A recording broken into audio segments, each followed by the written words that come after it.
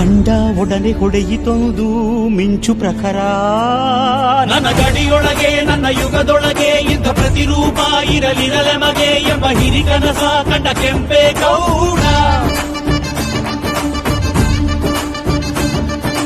ಕಂಕಣ ತೊಟ್ಟನು ಕೆಂಪೇಗೌಡ.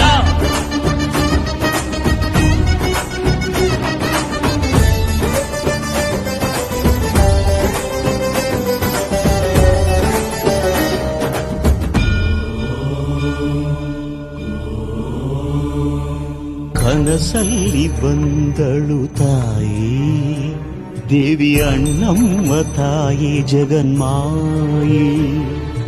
ಗುರಿ ಸೇರು ಉತ್ತರದಾಯಿ ಎಂದು ಬೆನ್ನಿಂದೆ ನಿಂತ ಮಹಾಮಾಯಿ.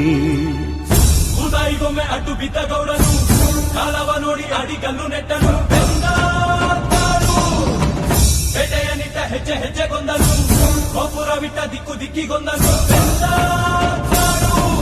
ಮಂದಿರಗಳನ್ನು ಕಟ್ಟಿದ ಧರ್ಮಾತ್ಮ, ಕೆರೆ ಕಾಲುವೆಗಳ ತೋಡಿದ ಪುಣ್ಯಾತ್ಮ, ಪರಭಾಷಿಕರ ಕರೆದ ಪ್ರೇಮಾತ್ಮ, ಕುಲಕಸುಬುಗಳ ಪೋರೆದ ಪರಮಾತ್ಮ.